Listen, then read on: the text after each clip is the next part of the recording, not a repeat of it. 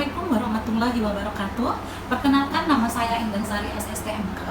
Saya merupakan salah satu dosen di Universitas Sumatera Barat pada program studi kebidanan. Saya pernah menempuh perkuliahan D3 Kebidanan di Poltekkes Sitembak Padang, dan setelah itu saya melanjutkan pendidikan di D4 Bidang Pendidik Poltekkes Kemenkes Padang, dan setelah itu saya menempuh pendidikan S2 Kebidanan di Universitas Andalas. Pada program studi kebidanan ini, saya mengampu beberapa mata kuliah. Di antaranya adalah asuhan kebidanan pada kehamilan, asuhan kebidanan pada persalinan, asuhan kebidanan pada bayi baru lahir, kemudian fisiologi kehamilan, persalinan, nifas dan bayi baru lahir. Pada semester ini, mata kuliah yang saya ampu itu adalah asuhan kebidanan persalinan. Asuhan kebidanan persalinan merupakan mata kuliah wajib pada prodi kebidanan, dan bobot SKS pada mata kuliah ini adalah 4 SKS yang terdiri dari 2 teori dan 2 praktik.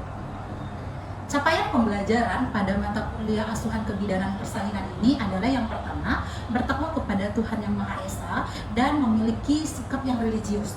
Kemudian yang kedua, menjunjung tinggi nilai-nilai kemanusiaan berdasarkan nilai moral dan etika profesi kebidanan. Kemudian yang ketiga, memahami konsep-konsep dari asuhan persalinan dalam lingkup kebidanan. Yang keempat, itu adalah memahami konsep dari penelitian dan evidence based yang berhubungan dengan asuhan persalinan. Kemudian berikutnya adalah memiliki critical thinking yang bagus. Dan yang keempat, mampu untuk memberikan keputusan yang tepat dalam lingkup asuhan persalinan. Yang berikutnya, mampu mempraktikkan segala ilmu kebidanan dalam memberikan asuhan kebidanan. Dan yang berikutnya itu adalah mampu mengantisipasi gejala-gejala awal atau masalah-masalah yang terjadi pada asuhan persalinan. Oke, selanjutnya untuk CPMK pada mata kuliah asuhan kebidanan persalinan itu ada 4. Yang pertama, mahasiswa mampu memahami konsep-konsep dasar dari asuhan persalinan dalam lingkup kebidanan.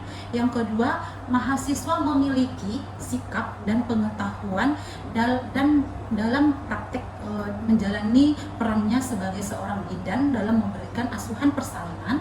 Kemudian yang ketiga itu, mahasiswa mampu mengaplikasikan ilmu-ilmu kebidanannya dalam praktek kebidanan dalam lingkup asuhan persalinan. Dan yang keempat itu, mahasiswa mampu menganalisa pembelajaran interprofesional dalam lingkup asuhan persalinan. Untuk materi pada mata kuliah asuhan kebidanan persalinan ini, yang pertama adalah konsep asuhan persalinan normal.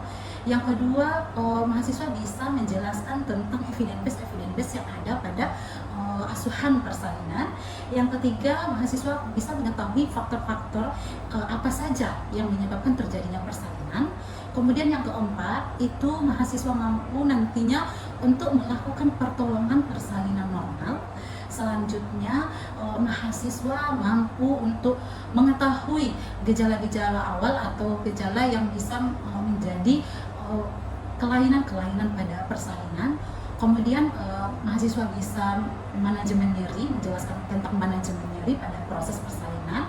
Kemudian yang paling ini adalah mahasiswa mampu memberikan asuhan pada kala 1 persalinan.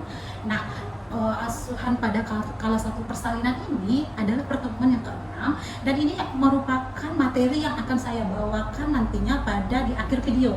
Pada kesempatan ini saya akan menampilkan video pembelajaran saya dengan mahasiswa, dan pemberian asuhan pada kala 1 ini adalah materi yang saya bawakan, dan di dalamnya saya masukkan tentang hasil penelitian saya yang sudah saya review, yaitu tentang pengaruh terapi musik terhadap kemajuan pada kala 1. Nah, kemudian materi selanjutnya itu tentang asuhan kebidanan pada kala 2, kemudian asuhan kebidanan pada kala 3, dan selanjutnya itu adalah mahasiswa mampu menjelaskan bagaimana sih menolong persalinan normal itu, kemudian bagaimana mahasiswa juga mampu dalam mengatasi kegawat daruratan pada asuhan persalinan normal, kemudian mahasiswa bisa memahami lingkup persalinan normal bayi baru lahir, kemudian mahasiswa bisa mempelajari tentang pembelajaran interprofesional dalam lingkup asuhan persalinan, dan kemudian mahasiswa mampu memberikan asuhan pada bayi baru lahir. Metode pembelajaran pada asuhan kebidanan persalinan itu adalah saya menggunakan CTC, kemudian Small Group Discussion, dan saya menggunakan PPT, kemudian juga saya melakukan seminar laboratorium untuk nilai itu saya ambil dari beberapa item yang terdiri dari tugas, kemudian diskusi-diskusi, kehadiran juga, kemudian UTS, UAS juga saya ambil dari praktek laboratorium. Untuk praktek laboratorium itu saya ambil juga penilaiannya dari beberapa item, yaitu dari keterampilan khusus, sikap, dan keterampilan umum. Kemudian itu tadi beberapa kilasan tentang aspek persalinan yang sangat mudah saya ampu, dan berikutnya saya ingin menampilkan kegiatan saya dalam mengajar di kelas. Untuk itu saya ucapkan terima kasih dan selamat menyaksikan. Assalamualaikum warahmatullahi wabarakatuh. Baik, assalamualaikum warahmatullahi wabarakatuh. Anak-anak semuanya. Waalaikumsalam warahmatullahi wabarakatuh. Selamat siang. Siang, Bu. Nah, pada hari ini seperti biasa kita melihat tentang asuhan kebidanan persalinan. Nah, sebelum kita mulai perkuliahan, absennya tadi sudah diisi semua? Sudah, Bu. Oke, nanti setelah selesai perkuliahan akan Ibu cek lagi ya absennya satu persatu. Kebetulan hari ini sepertinya hadir semua ya? Hadir, Bu. Ya, nanti cek ulang, dan sebelum kita mulai kuliah kita berdoa dulu ya. Seperti biasa, minta tolong kepada Latifah untuk mengambil doa. Untuk perkuliahan hari ini, mari kita berdoa sesuai kepercayaan masing-masing. Berdoa.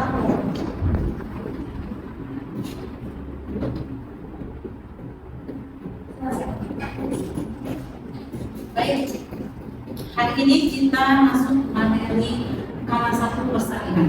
Namun sebelum masuk pada materi kala satu persalinan ini, Ibu pengen mereview ulang dulu lah materi kita sebelumnya tentang persalinan ya, konsep persalinan. Apakah Anda semua masih ingat tentang materi kita sebelumnya? Masih ya? Coba Ibu tanya kalau memang masih, konsep persalinan itu apa pengertiannya? Siapa yang bisa jawab? Baik, Yulia. Baiklah, proses persalinan normal itu merupakan proses pengeluaran bayi yang terjadi pada kehamilan anteren, yaitu 37 sampai 42 minggu secara spontan dengan presentasi kepala tanpa komunikasi. Nah, bagus. Benar ya. Jadi konsep persalinan itu adalah persalinan pada usia kehamilan 37 sampai 42 minggu. Ukuran letaknya ke kepala, kemudian tanpa adanya komunikasi. Ya, bagus. Kemudian untuk materi kita yang kemarin itu, Ibu mau tanyakan lagi tentang kala pada persalinan itu masih ingat nggak ada berapa? Siapa yang tahu? Kalau dalam persalinan ada 4, yang pertama kala 1, yang kedua kala 2, kala 3, dan kala 4. Oke, benar ya. Jadi pada persalinan itu nanti akan terdiri dari 4 kala. Kala 1, kala 2, kala 3, dan kala 4. Kemudian satu lagi, tujuan dari asuhan persalinan itu kemarin apa? Baik, Aisyah. Tujuan dari pembentukan aturan persalinan adalah memberikan aturan yang memadai selama persalinan dengan memperhatikan kepentingan dan rasa aman supaya setiap bayinya ada sayang ibu dan anak. Bagus, benar ya. Jadi tujuan dari asuhan persalinan itu bagaimana kita memenuhi kebutuhan ibu supaya ibu merasa nyaman dengan asuhan sayang ibu dan sayang anak. Sesuai dengan konsep dari bidan, visi misi kita itu memfisiologiskan semua persalinan pada wanita. Ya kan, karena pada dasarnya persalinan itu adalah persalinan itu alami. Ya, oke, baik, hebat ya semuanya masih ingat materi kita yang kemarin. Untuk itu sekarang kita masuk ke materi yang berikutnya, itu materi sekarang, karena tadi Yaya sudah mengatakan bahwasanya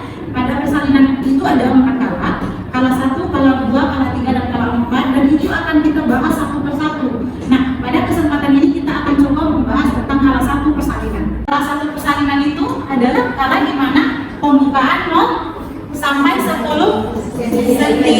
Ya, pembukaan 0 sampai pembukaan lengkap.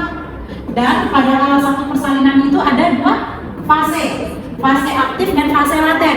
Di mana fase laten itu terdiri dari pembukaan 0 sampai 3 cm ya. 0 sampai 3 cm. Kemudian pembukaan fase aktif itu terdiri dari 3 ke 4 atau 4 ke 10 cm atau pembukaan lengkap. Oke? Nah, gitu.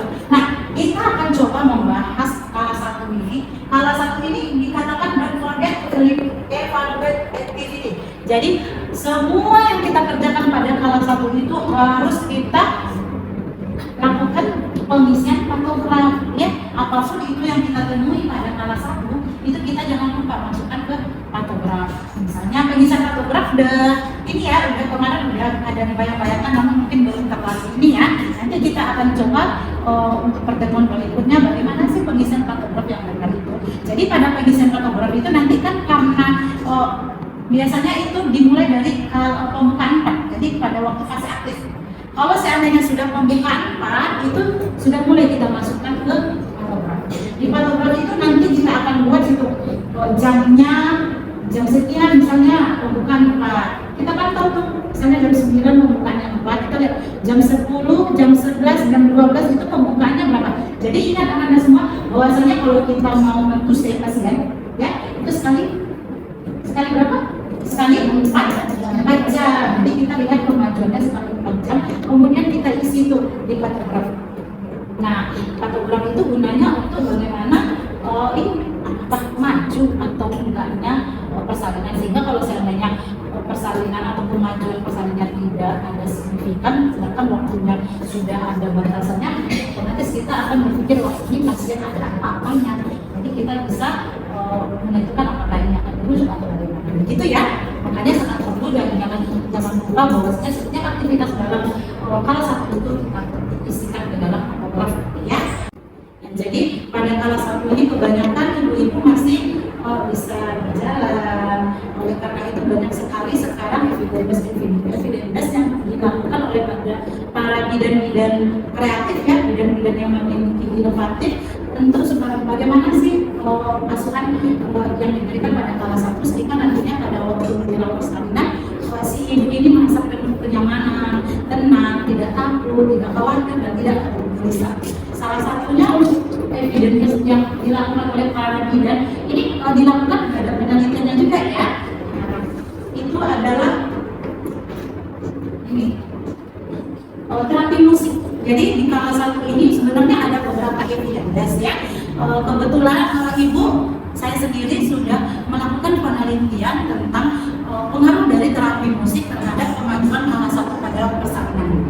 Di mana pada waktu itu ibu melakukan penelitian sebanyak 30 ibu hamil, di mana ibu bagi dua. 15 orang itu ibu diberikan terapi musik dan 15 lagi tidak diberikan terapi musik. Nah, ternyata hasilnya itu pada kala satu ya, pada kala satu itu ternyata hasilnya pada ibu-ibu yang diberikan terapi musik ini lebih cepat kemajuan persalinan ini pembukaannya ini dibandingkan ibu-ibu yang tidak diberikan musik. Nah, rata-rata jamnya itu hampir 9 sampai 10 menit jaraknya. Ya, paham? Jadi artinya apa? Ya bagus, bidan-bidan ini kan kalau kita mau mengenal persalinan ini kan jantung kita ini berdebar-debar juga ya, ini aman apa enggak. Jadi kalau seandainya semakin singkat kala satu, jantung ibu bidan juga akan semakin tidak tingkatnya nggak lama lagi, nggak lama banget gitu ya. Oke, jadi oleh karena itu sangat-sangat membantu kita para bidan kalau seandainya kita melakukan terapi musik. Menggunakan terapi musik pada pasien ini juga tidak susah kok.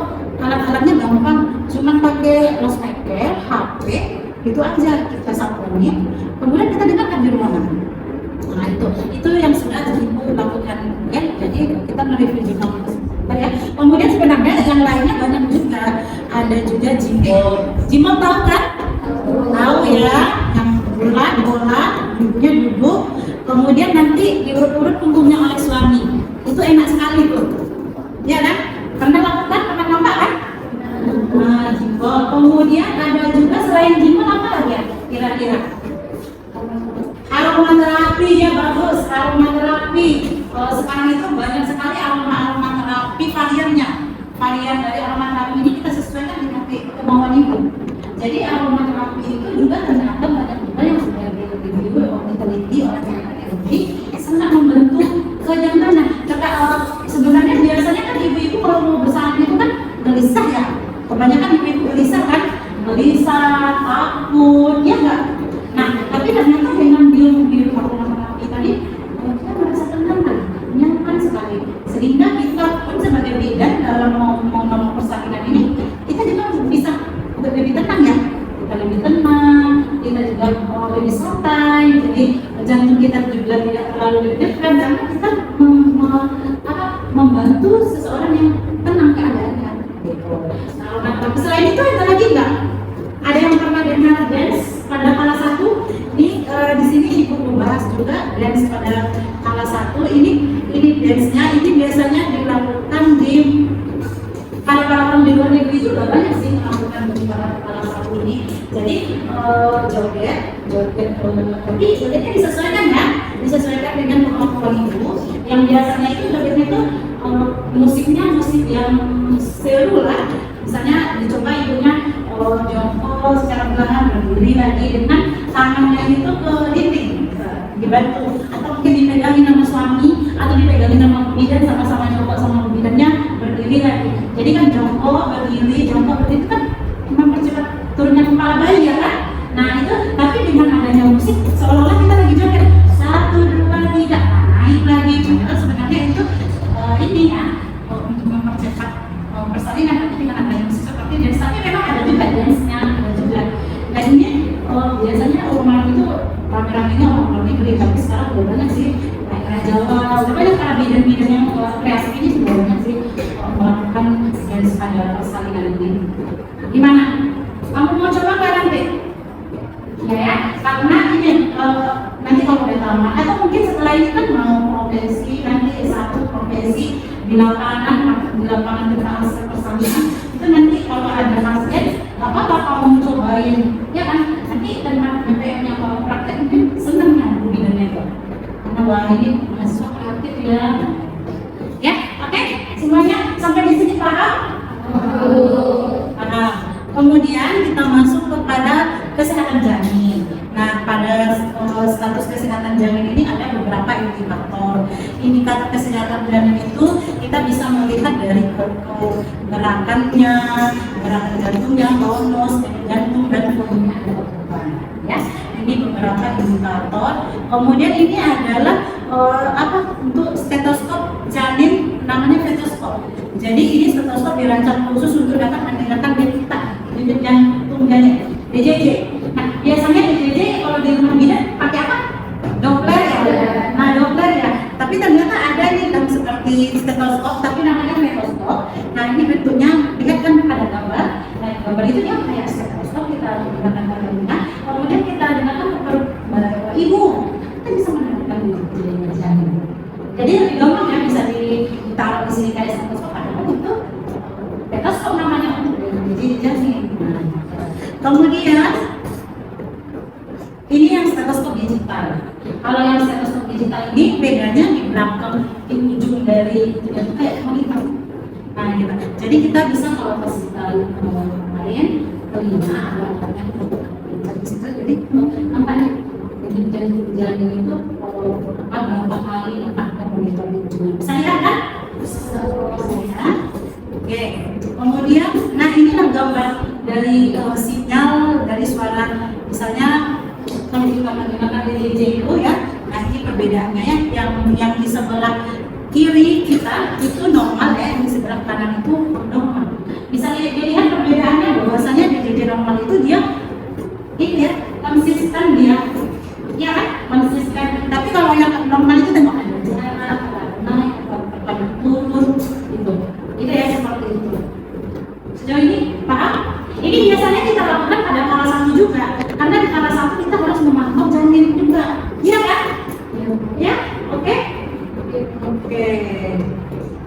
Nah ini safety net ini adalah segala sesuatu yang dibutuhkan oleh bidan dalam memberikan asuhan persalinan. Jadi kita harus selalu men-safety diri kita, kebutuhan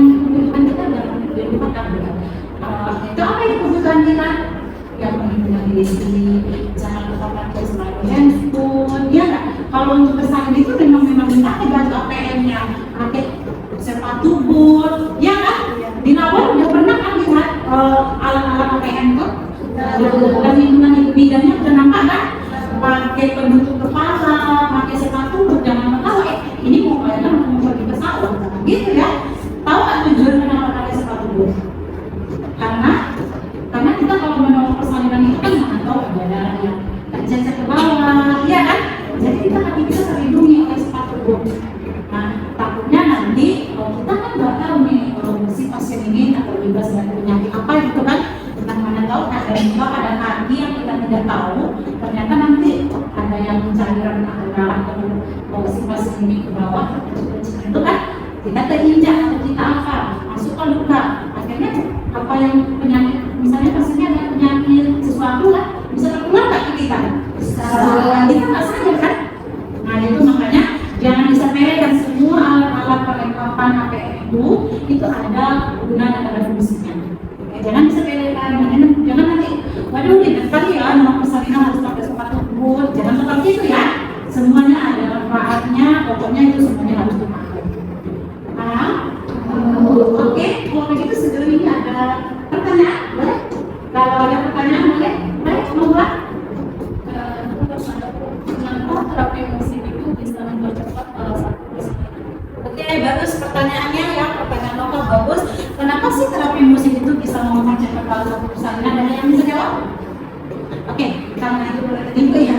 Baik, sebenarnya untuk terapi musik itu, dia itu kalau kita berikan atau dengan kepada ibu bersalin yang mau bersalin itu saya ada pengalihan fokus gitu. Jadi ibunya yang harusnya kalau sampai itu kan kalau pembukaan kan dia kan merasakan ya kontraksi, jadi dia merasa sakit. Jadi ketika dia ada dengan musik, fokus dia itu harusnya dia merasakan kontraksinya, dia fokus dengan musik dia agak melupakan ini kontraksi. Kemudian satu lagi dengan mendengarkan musik tadi dia merasa happy kan. Kalau kita happy itu akan memaksa hormon dopamin di dalam tubuh kita untuk aktif gitu, sehingga apabila kita merasa bahagia, sehingga kita merasa lebih nyaman, lebih bahagia. Sedangkan kontraksi ini terus juga loh. Nah, kalau ibunya nyaman, ibunya tenang, ibunya bahagia, tapi tetap kontraksi itu akan bayinya juga akan bisa berjalan. Sebenarnya bayi itu ya, janin itu ya, dia tahu berjalan kakinya sendiri tanpa ditunjukkan. Tahu dia, dan janin itu sebenarnya tahu kapan dia harus turun, kapan dia harus maju, tahu. Apalagi kalau kita melihat kondisi ibunya yang koordinasi ibu dan janinnya itu begitu nampak.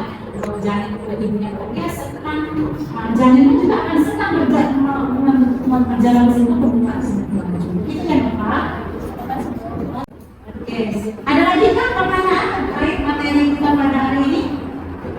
Cukup ya? Oke, mungkin untuk materi kita pada hari ini salah satu mungkin sampai di sini. Namun sebelum itu ibu mau, tadi kan udah nanya nih ibu.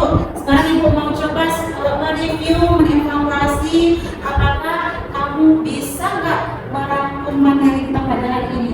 Untuk itu siapa yang bisa merangkum materi kita pada hari ini? Siapa coba? Julia, silakan Julia. Baiklah, materi pada hari ini yaitu mengenai persalinan kelas 1. Persalinan itu merupakan dari pengeluaran bayi yang jadi pada kehamilan ATN 30 sampai 42 minggu secara spontan dengan segmentasi kepala tanpa komplikasi. Tujuan dari asuhan persalinan ini yaitu memenuhi kebutuhan ibu dengan asuhan sayang ibu dan asuhan sayang anak. Salah satu persalinan terdiri dari dua fase, yaitu fase aktif dan fase laten. Fase laten ini dari pembukaan 0 sampai 3 cm dan fase aktif 3 sampai 10 cm. Fase salah satu persalinan ini merupakan fase pembukaan 0 sampai 10 cm. Adapun evidence base dalam persalinan kelas 1 ini salah satunya yaitu terapi musik yang seperti yang Ibu katakan tadi yang diteliti oleh Ibu Endang Sari yang mempengaruhi lajunya persalinan kelas 1 dan pembukaan menuju persalinan. Selanjutnya yaitu gimbal aromaterapi, dan dance.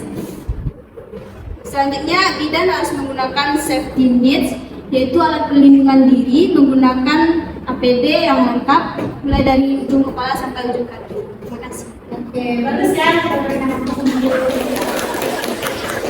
Oke, ada lagi yang bisa merangkum, satu lagi lah yang bisa merangkum materi kita. Baik, Dinda. Baik, untuk menangkap materi pada hari ini yaitu mengenai satu persalinan. Kalau satu persalinan yaitu mulai dari pembukaan 0 sampai pembukaan 10 lengkap. Ada di mana pada salah satu ini ada dua fase. Yang pertama itu ada fase laten yang dimulai dari pembukaan 0 sampai pembukaan 3 cm. Dan selanjutnya itu ada fase aktif yang dimulai dari pembukaan 4 sampai pembukaan 10. Nah, pada fase aktif ini kita sudah mulai memantau kesejahteraan janin maupun ibunya melalui laboratorium.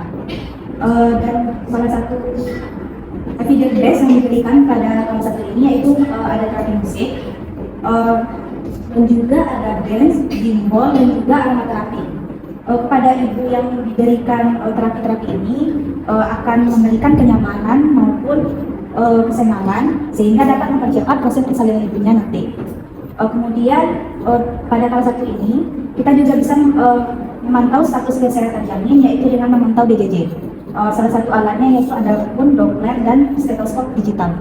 Baik, cukup itu untuk dari saya, Bu. Terima kasih. Oke, bagus ya. Dinda, kita berikan tepuk tangan. Oke, sekali lagi, apakah masih ada pertanyaan? Sepertinya bagus-bagus ya rangkumannya dan semuanya dimengerti kan ya apa yang Ibu sampaikan? Mungkin masih ada pertanyaan terakhir kali sebelum Ibu tutup. Apakah ada pertanyaan? Cukup? Baik, kalau cukup, Ibu absen dulu ya seperti kita janji tadi bahwasanya Ibu mau ngecek absennya yang sudah ditandatangani. Ternyata memang betul hadir semua ya? Oke, baik kalau begitu. Hari ini materi kita kelas 1 nih ya. Dan sepertinya sudah bisa nih mahasiswanya, Anda semua sudah bisa merangkum dengan baik. Untuk itu kita akan bertemu di materi berikutnya, pertemuan berikutnya. Namun Ibu akan kasih tugas ya untuk pertemuan berikutnya. Ibu kasih tugas dan siap-siap ya, Ibu akan mengadakan kuis dadakan juga, tapi Ibu akan kasih tahu kapan. Pokoknya kamu belajar ya, selalu belajar di rumah setelah sebulan ini. Nah, tugas di rumah itu dicatat ya. Untuk pertemuan selanjutnya ini dikumpul tugasnya itu mencari jurnal dan mereview ya, mentelaah jurnal yang berkaitan dengan evidence base pada salah satu yang sudah kita pelajari pada hari ini. Jadi dicari satu jurnal evidence base tentang salah satu persalinan, kemudian kamu telaah ya. Pertemuan berikutnya kita kumpulkan. Paham tugasnya? Jadi untuk materi selanjutnya siap-siap ya. Ibu ingatkan siap-siap dan waspada selalu karena Ibu akan mengadakan kuis dadakan. Oke, semuanya baik, anak-anak semuanya. Kalau begitu terima kasih banyak ya atas diskusi apa kita hari ini, pelajaran hari ini, pembelajarannya, atas responnya. Terima kasih banyak dan Ibu ucapkan alhamdulillah. Assalamualaikum warahmatullahi wabarakatuh. Selamat